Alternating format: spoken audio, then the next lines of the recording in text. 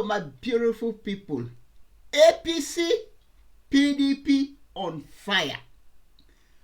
Today, I brought to you in Arise TV how Obasanjo attacked Tinubu administration, and Tinubu spokesman came out for Obasanjo. My God. So, in today's episode, we have a PDP member that will be talking about, arguing about what Tinubu chair spokesperson said to Obasanjo, if it is right. Please, if you have been watching me and you have not yet subscribed, please do me well to subscribe to this channel. And for my returning subscribers, thank you very, very, very much. I really appreciate every one of you. Thank you. Today is Obasanjo administration versus Tinubu administration. Let's just listen to Arise. We know Arise. When these two people are there, Abati and Rufai is always on top of fire. So they will be asking this PDP chief Dan Ulasi. They will be asking Chief Dan Ulasi questions concerning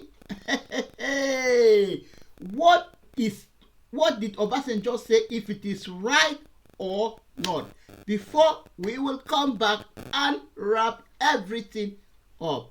Thank you very much. Please drop your own opinion in the comment section. Thank you, and let's just dive straight to the video. Yes. Forum at Yale University, where he said that Nigeria has become a failed state due to the policies of former President Muhammadu Buhari and President Bola Tinubu. Obasanjo stated clearly that Tinubu and Buhari led Nigeria into a state of chaos, insecurity, and underdevelopment.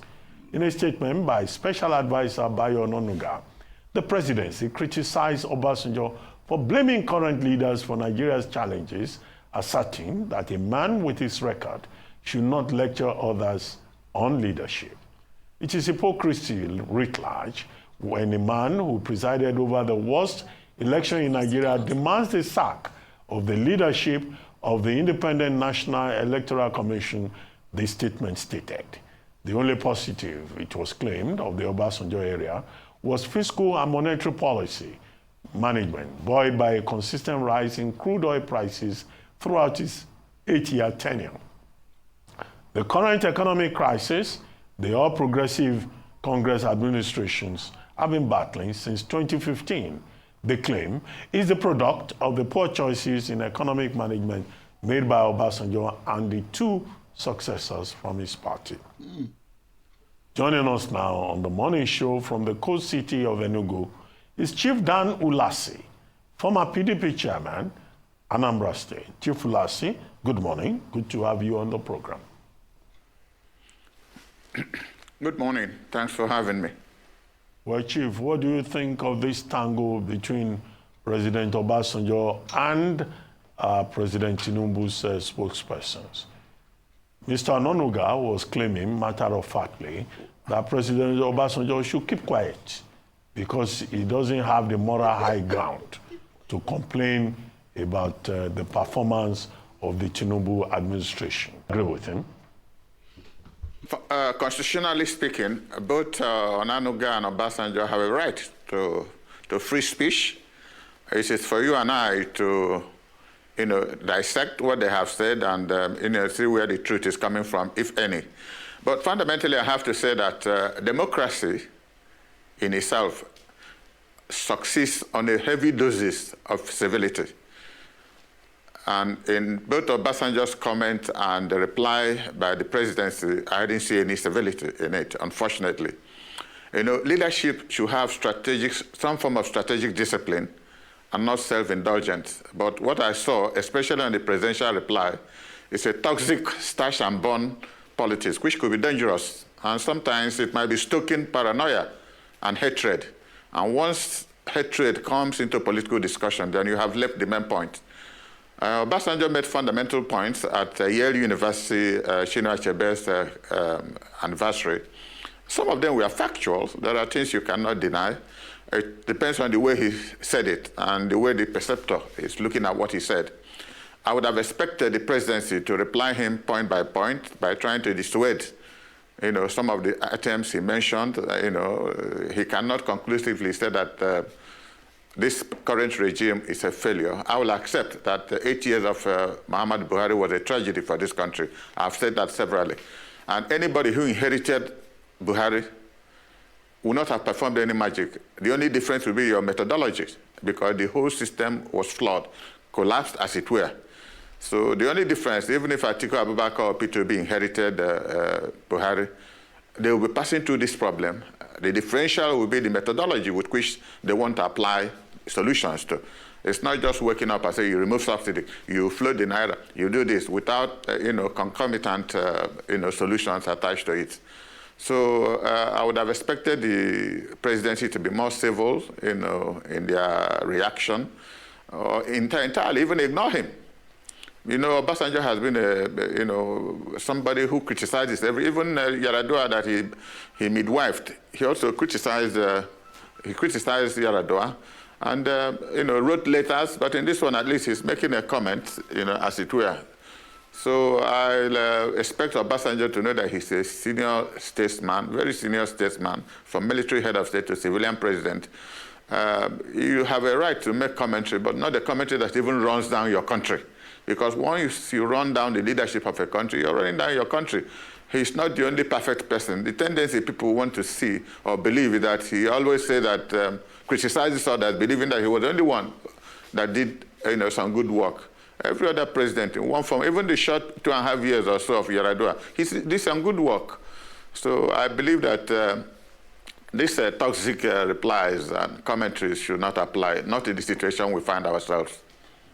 Thank you for using the term toxic with regards to the replies and the conversation. You also used the word civility. Can you please unpack these for us, especially when you're talking about the toxic rhetoric that we've been hearing? What do you think is at the foundation of this? Because it seems to be escalating. Why do you think that the communication and the back and forth on issues that should just be academic debates has somehow descended into a world of, toxic abuse and insults? What do you think is at the core of this? Well, if you remember, between 1998 or 1990, 2007, Tinubu was governor of Lagos State, and Obasanjo was president of Nigeria, PDP. And it was, short of saying it was a civil war, there was nothing the PDP government at that level didn't do to take Lagos State from Tinubu, and he resisted it.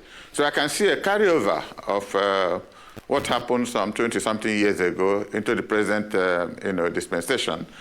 Because the commentaries, like I said, was toxic, and you don't see any, even if they are not friends, there should be some recognition that you haven't been president, haven't done your best.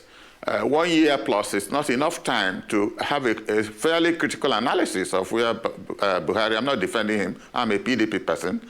I'm not enjoying that because the country is in such a bad situation that if two top leaders, worsen the situation we find ourselves by toxic use of language, then we're not helping the common people they're supposed to be serving.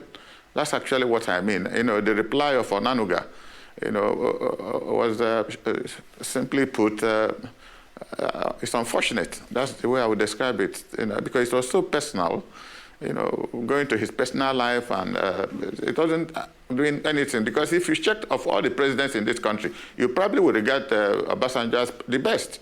All the loans we had through the military, he was the one who paid it off and got the European Union to forgive us the rest of our debt. He stabilized the polity. He brought in ICPC. He brought in EFCC. Somebody doing that will not be a corrupt mind. He has an intention to try to sanitize the political process and governance in Nigeria. And Tinubu also did his best, because subsequent people who succeeded in Lagos State also transformed Lagos. That means he also had a vision. I'd have expected Obasanjo, to be a little, civil in his commentaries. There are comments you make, and people are forced to reply you. You may not like the reply, but they have a right of reply. But my concern is that where Nigeria is today, we don't need such toxic processes from either side. No, but I mean, Chief, good to see you again. I'm a little taken aback when you call this toxic. Me, I just call this real open season play. People are just having fun. As far as I'm concerned, there's nothing toxic about it, because let's look at the substance of the matter. Obasanjo said what is true. Can you pick out a lie in what Obasanjo said? Things are not going right. There's nothing Obasanjo said that IMF has not said that is happening as we speak today in Nigeria. In fact, if you get Obasanjo's speech, there's not going to be too much difference from the IMF playbook or any foreign media. As regards our elections, yes, our elections are faulty, which we all know about. Even Obasanjo himself conducted faulty elections, which were deemed to be fraudulent. So, Bayo Onanuga responding to that one is 1-1 as far as I'm concerned. There's nothing that they said. The state of the economy is backward and everything. And you say Obasanjo is going to say this on the foreign forum. Everybody in the world knows what goes on in Nigeria. Wasn't it an Austrian newspaper, as President Tinubu won, that carried a story about a baron winning an election in Nigeria? I mean, so everything is in public glare. In moving forward, can't this government decide to work on those things that he has highlighted rather than abusing him? Because these things are the things we should work on. Two erroneous decisions, removing subsidies and floating in naira at the same time. You can see where it's put us. Is there nothing that can be done about it? Because even the IMF has said these decisions are killing Nigerians. That's just it. So, me, I think it's 1-1 as far as I'm concerned, though. Maybe because me, I like it, like they say in local parlance, wawulens. Chief. My brother, I must tell you that as appears from your comment, this is a very serious matter. A matter in which thousands, if not millions of Nigerians, if they are not dying, they are at the point of death. So we shouldn't be joking with it. Either from Obasanjo's comment or the reply from the presidency. We have given them, the authority to run the affairs of this country with a view to taking care of us. And Obasanjo rightly pointed out, nobody believes that anything is going so beautiful in this country. And like I said, I had already said, and you mentioned it in your comment, nobody. If Onanuga had replied Obasanjo item by item, comparatively speaking, respect to the time he was president, it would have made some common sense and intellectual understanding. But having to go personal, goes away from the topic at discussion. That's why I said it was a little toxic, and in fact, bordering on cancer, political cancer. And once you start doing that, it's a distraction. You don't want people to look into the substances of what it is. With due respect, let me play devil's advocate. Unfortunately, Okay. Onanuga acknowledged economic growth in the time of Obasanjo. In all of this tirade you said Onanuga wrote, he acknowledged economic successes in the time of Obasanjo. He just talked about the other areas. He acknowledged economic successes. So give it to the man. Playing devil's advocate here. Can I make a... Go ahead, sir. Just a second. When I was in secondary school, that was probably before you were born, my principal used to say, if you're transferring from one college to another secondary school, and you're being given a testimonial, they will say, a brilliant student, this, a good sportsman. But once you see but, everything written above is gone wrong. That means there's something strategically wrong about your person. So looking at Onanuga, he has said he ran a good economy, he did it, but he summarized it, that he was a failure. Well, Chief. That's the summary he gave. Chief. That Obasanjo was a failure. Chief, yes? Something gives me the impression that you are playing a balancing act by using the expression toxic. You were saying, Onanuga should not have spoken this way, Obasanjo too should not have spoken this way. Have you read that presentation on leadership and state capture by President Obasanjo? That's one question, because it was published by by Premium Times, the full text. Now, Yes. what It's right part? it's in my phone. with Okay, me what right now. part? Well, it's in your phone. Whether you have read it is another question. What is it that Obasanjo said Yes, I've read all of it. in that statement that is toxic? Because he talks about leadership crisis, he talks about corruption, he talks about institutional reform for INEC, he talks about addressing electoral violence. I don't think there was anything original that other Nigerians have not talked about. So why do you think it's toxic? You forgot to mention the aspect that he said that this government is leading Nigeria into a failed state. That's the summary of what he said. People have been talking about Nigeria a failing state for over 10 years. No, that's not a new intellectual category. Why don't you allow me to make a comment? If I say that you are stupid, depending on the tone I use in saying that, you might not be annoyed. Somebody else will tell you, you are very stupid, and you feel angry. If somebody else has said what Obasanjo said to the Tinubu, and many have been saying it, it was irrelevant to them. But for a former head of state, that they had issues, that was why I made the reference to when he was president and this president was governor of Lagos State, there was a carryover crisis of confidence. And you don't forget that. That is what I see playing out. It may be Obasanjo feels that the young man is doing well, and he wants to tell Nigeria that he's not doing well. That is his opinion. He's not going to convince me or yourself or somebody else the way to judge Tinubu's government. Those who had in the past judged how Obasanjo performed, it's not going to change anything. But what I'm saying that for comments like that coming at this point in time, and the subsequent reply from the presidency, we don't need them. That's why I'm being fair-minded in my commentary. The Nigerians are dying, and supporting Onanuga or supporting Obasanjo don't help the issue.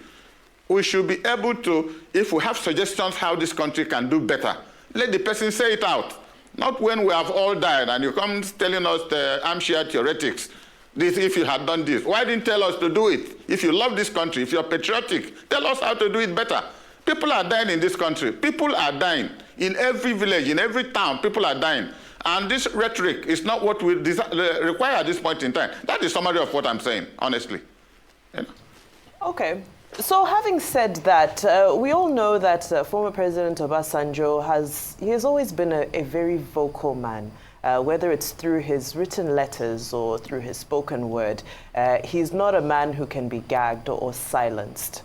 So having said that, how do you think this is all going to play out?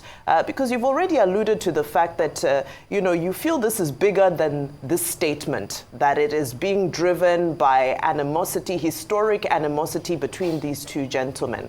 So it almost seems like there's a bigger tug of war happening. What is that tug of war, and how do you see all of this concluding? Is this the path to 2027? Do you think the Tinubu administration is concerned about who Obasanjo may be backing on the road to 2027 and how that will play out? What do you think are the dynamics and intricacies around this, and how do you think it will play out? Thank you very much for this question.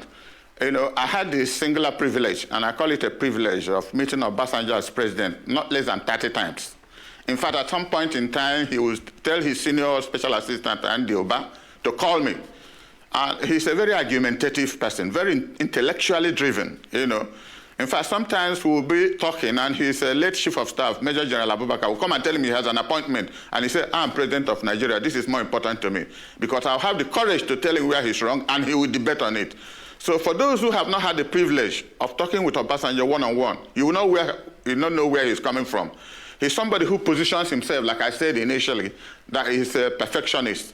He ended the Nigerian Civil War, so to speak, and I believe that, of all his colleagues, civil or military, that he's on a placement, on a graduated ground where nobody else, would have done better. That is his opinion, and I don't quarrel with that. He's right to his opinion. But what I'm saying, no matter what his opinion is, no matter the dimensions of those opinions, I'd have expected the presidency either to ignore him, because if the presidency had ignored him, this one would have died down, or they graduate their discussion on items that are relevant, because not everything he said that is relevant. They would have graduated it and then reply to what they think is important towards the national development. That is the summary of what I'm saying. Whatever their personal problems, everybody in this country knew that 7 years of governorship of Lagos State and presidency of Obasanja wasn't a bed of roses. Anybody who thinks otherwise is deceiving himself, not anybody else. Okay. So it's a carryover, and I maintain that it's a carryover. Okay, why Chief. it has surfaced this time is what I can't explain. Okay, Chief Dan Ulasi. Obasanjo said, and I quote, "A number of judges are in the pockets of wealthy politicians and individuals and make judgment not based on the law of the land, but to the highest bidder. This, my learned audience, is one of the most effective strategies of state capture." Obasanjo further says, "There is the case of one governor of a state who still holds the state captive in his pocket 25 years after being governor of that state." Are these things not true? Shouldn't these people check themselves? Well, like, Dr. Abati, I said initially that on both sides, there are statements that are factual. But if Obasanjo is talking about the use of law courts, I would need to remind you that a case was at the Aba High Court of Senator Nwabara about his failed senatorial election. Obasanjo as president brought that case from Aba to Abuja, and a judgment was given for him, and the next day he was made Senate president. It happened in this country. You people, every press in this country revealed it. No government in this country can be described as pro civil rule, court processes. They have used the courts when it is convenient for him, and the courts in Nigeria have made themselves available to be used. So it shouldn't be a topic of discussion by anybody blaming one party or the other, because all of them have used the Nigerian judiciary. And it's a good business for judges in this country, unfortunately. So that, in terms of what you have just said, there's nothing new about it. What about everybody has used Nigerian judiciary, up to the Supreme Court. The governor that perpetuated himself in the states for 25 years. What about that one? For 25 years, I don't understand what you mean. He said he also talked about a governor that is still controlling the state 25 years after he ran the state. No, I remember. What I said was that there must be a reason why a civilized state like Lagos, very civilized state, cosmopolitan state, after somebody did his governorship for 7 years, has repeatedly put in those to be governors there. There was a time he had a problem with Fashola or somebody, he nearly removed him not to go do his second term, and that one fought back and was able to finish his second term. And up till now, he's still putting people. So it is for those who live in Lagos to challenge him. It's not for you, if you have a political inkling, you challenge him. I don't think there's any magic in what he's doing. He probably had the resources to do. And it is not comfortable. I don't like it, because it's a one-man show as far as I'm concerned. I mentioned it first. But it is happening. Whether he will turn Nigeria into the same system, I think it will be difficult. But you can see that we're not running democracy. I've always said that we have a civil rule, what I call democratic centralism. Somebody stays somewhere, apologetically using democracy to deceive people and say where have you seen that discussion taking place? It is what the president decides to happen that will happen. It's a carryover of it into the Senate, into the House of Representatives, and they pass the laws. Chief. So we have fundamental problems of our own institutions being able to democratize the system itself. Chief. So it is not enough to criticize one person. How about the President of Senate? How about the Speaker of the Federal House? How about the governors? Do you know what the governors do in the various states? Chief. They appoint all the commissioners, they appoint the chairman of local government, they appoint even councillors. Chief. We have problem in this country that we don't need to itemize it to one person. That's a fundamental problem about democracy in Nigeria, which we are not practicing. Chief Ulasi, right from primaries. I've heard you.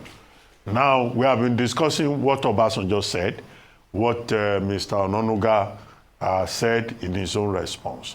Now, what is your own assessment as a PDP chieftain of the Tinubu administration so far? The Tinubu administration talks about renewed hope. He says it has delivered. A former member of your party, Dr. Donyo Kukwe, says, in fact, Tinubu is the best thing since Jesus Christ. But what do you yourself think, your personal opinion, about the state of the nation and Tinubu's performance so far? Well, You know, on your program, either the second or the first time I was on your program, I said anybody that inherited Muhammadu Buhari has to be a magician to do any better within 1 year. And I repeated it even in this interview. So it will be difficult for me to have a justification either way, 1 year plus of what Tinubu is doing. All I would know is that, all I would say, he's getting up on his inauguration day to remove oil subsidy without, a concomitant solution to what he did. That is part of the problem we are in. So he created a problem that he cannot solve. The floating of the naira, he created a problem he cannot solve. So it's self-inflicting. These two major problems are, the summary of Nigerian economic woes today. So to that extent, anybody who complains about that is justifiable. But I'm not inside the system. I don't know what they are seeing in the system, but whatever it is they are seeing, they have to understand that Nigerian people are in a terrible mess. If the mess is about people dying, then it's a very serious mess. That's my comment. When do you think will be the best time to assess, for you to have a definite opinion about the government? After 3 years or in the fourth year? If you give me another 6 months, what I normally say is that if somebody takes over, he has a justifiable reason to want to understudy, even though it was the same party, APC, but he wasn't in that government. So you need at least 1 year to be able to, understudy what your predecessors did. And then we look at the footprints you are putting forward. Those footprints, I haven't seen. And I must be honest with you, I'm not an economist. They may have some footprints, but I'm not seeing it. Because the problem in society is mounting by the day, by the week, by the month. So if they are not doing anything that the people can perceive, they better start doing it. Because we are talking about Nigerian life, not APC or PDP. All right. Now, with regards to some of the communication and responses from the presidency's communications team, it's not just former President Obasanjo who has received this type of response. We know that Atiku Abubakar has now become a regular with regards to back and forth. And now some of the conversation around it, people are saying, is it that this administration is trying to silence all opposition? Is it that this administration is trying to lead us into becoming a one-party state? What's your take on that? Do you think that dissent is being silenced under the Tinubu administration? And do you think we're on a one-way road to becoming a one-party state? My sister, I can tell you one thing. Nobody in this country can make Nigeria a one-party state. It is not possible. The person can at best be dreaming of that in his bedroom. It is not possible. I would have said all these, I don't know who is now the special advisor to the president on media and publicity. I don't know who is at the moment. Is it Onanuga or Daniel Boali or who? I would have expected, not just they are sitting down in their bedroom and writing something. I would have wanted to see any one of them on television discussing and people asking them questions. It is one thing to write something that nobody asks you any question and it remains there. I would love one of them to come out on television making a policy statement on behalf of the president, and questions will be asked so that we see really where they are coming from. But what I'm saying is that it is difficult at this point in time to really understudy where Buhari is coming from, where he's going to. Because my concern, like I had always said, 8 years of Buhari was a tragedy for Nigeria. There was no governance. It was the carryover of what happened a few months ago about demonstrations on bad governance, on hunger. For the first time in the history of this country, people are demonstrating that they are hungry in the land of plenty. Tinubu will not escape it because it's his party. And he made one unfortunate statement when he was campaigning that he will continue the good works of Buhari from his mouth. So I don't know what the good works of Buhari are. So if, he had to bear the responsibility of the comments people make. But what I'm saying is that such comments coming from very decent, highly placed citizens must be such that will not create more problems that we're trying to solve. Okay. Because you can see there are lots of crises, kidnapping, killing, everywhere. Okay. So the anger, if people listen to Obasanjo, being honest, that sometimes silence is golden. Sometimes the silence is golden. Because I don't know how many people that travel on Nigerian roads anymore. It has out of the danger, out of the frustration people feel. Okay. Okay. So if I say something people might not take me very serious. But if Obasanjo says that, as a former president, military head of state, and civilian president, it's a very serious matter. We know that the situation is very bad. But we can, also try to tailor it. Okay. Sincerely speaking, tailor it to a moderation that will make people not feel frustrated and even, start tending towards violence. That's all I'm saying. Okay, but the truth has to be said. Obasanjo has spoken the truth. Real quickly. It has to be said. You were speaking. Yeah, you were speaking about providing solutions. What about Atiku Abubakar that provided solutions and said what he will have done, and the presidential spokesman still abused him? Atiku wrote articles to provide solution, what he will have done. The presidential spokespeople still abused him. What about that one? Because you are talking solution. I've given you somebody that provided solution now. He was still abused. Well, it's different in from, I used to, when I was in the university, and a friend of mine was looking for a wife. So we asked him a question, how about your girlfriend? He said there's a difference between a wife and a girlfriend. I won't go into that detail. It is easier for somebody who is not in the system, at least in the present system, to write up a memo. And if you remember, if there's anybody who will defend Atiku, I should defend him. I was the director of his campaign in Southeast during this last election. And it's a very brilliant, patriotic Nigerian. But the situation we find ourselves is so complicated that it's not a function of statistics anymore. This is the only country where 1 + 1 is not 2. And it has happened, But in recent times, at least Atiku Abubakar has started making comments.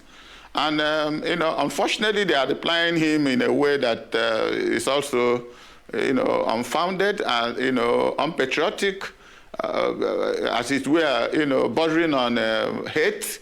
Because I don't see anything Atiku Abubakar said that is against them. He's talking about the interests of this country, how they have managed the economy, whether well or not. I would have expected, like I said initially, for them to itemize whatever he said and, try to convince us otherwise. That is the civilized way. If you watch even what is happening with Trump in America after his win, he's still moderating. Even the Democrats who are attacking him are also moderating. You don't go to town, running down everybody because you're in government, because tomorrow you'll be out of government and people will treat you the same way. So what I'm saying is that we have fundamental problems of the economy, security, that if I were Tinubu, advising Tinubu, I would have advised him to release Nnamdi Kanu. Because the greatest problem now, 2 main problems we have in this country now, security and economy. If he releases Nnamdi Kanu, at least one zone in this country, we have almost 90% peace. It might overflow to other zones in the country. So there are risks we have to start taking now to see how we can make this country any better than it is presently. That's the summary of what I'm saying. Okay. Thank you so much. Thank you so much, Chief. So, beautiful people, welcome back. Hey, Nigeria. All these old men, them, anywhere belle face, they face that side. Anyway, guys, what did you people think about what Mr. Dan Ulasi has just said?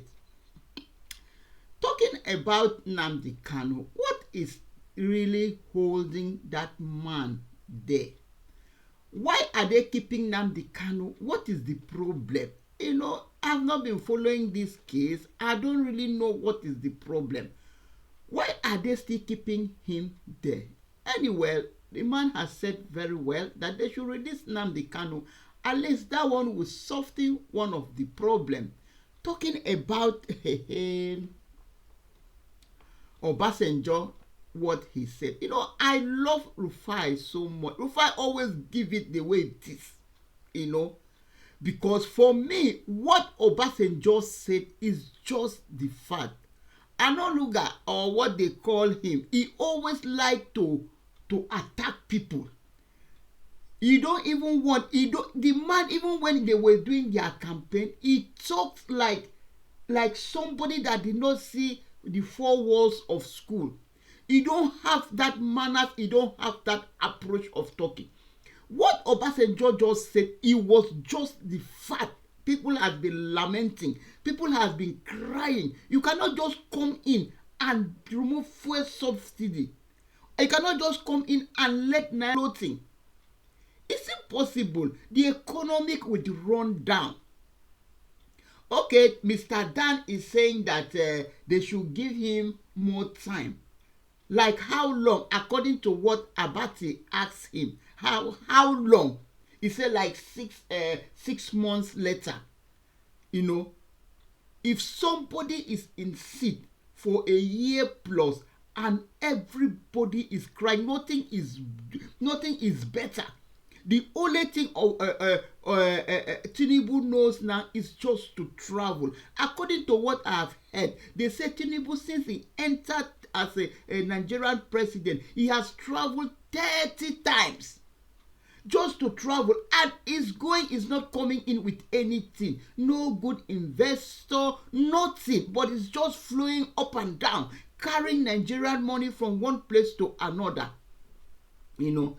Anyway, I don't know what to say. According to what this man has just said, like he is, supporting Tinubu administration, like he's against what Obasanjo said, But Obasanjo said this thing. It's something that people have been saying. It's something that all the Nigerians have been saying.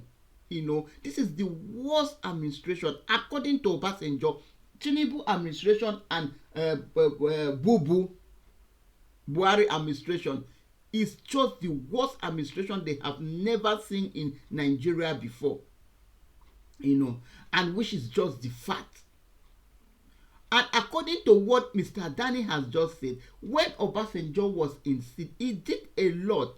You guys have listened to the video. You have listened to what he said, and you have watched the video. He said he did a lot. He ended the civil war. He paid all our Nigerian debt that now Obasanjo, Tinubu and Buhari has accumulated again. We don't know when they are going to pay that one. Is it Tinubu will start to do something after this administration, after these 4 years? Then the next 4 years, for Tinubu will start to look into Nigerian problems.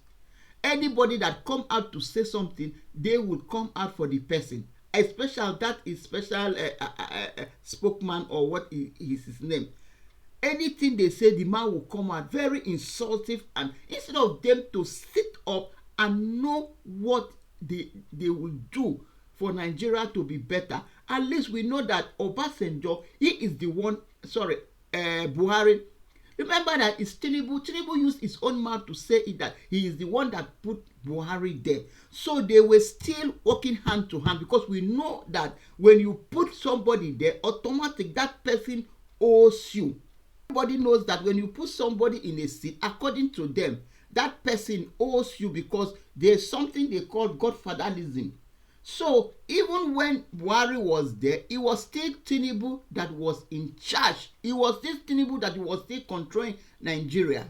So I don't really understand. And talking of Lagos, they were past 25 years. Tinubu has been a governor of Lagos State, and up to today, if any governor that is going, they must pass through Tinubu. If you don't pass through Tinubu, then forget about it.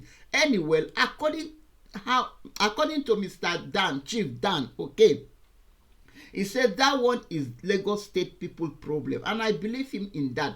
And I know he's right. He is right. I agree with him on that, because Tinubu cannot just be controlling a whole Lagos. But anyway, he will not try that one with Nigerians. With Nigeria, I don't even know what to say, because anyway, my people, you have watched and you have heard. Thank you very much. If you have watched this video to this time, what did you think? Please drop your own opinion, your own comment in the comment section. Thank you very, very much. Please subscribe, like, share, and I will see you in my next one. Bye for now.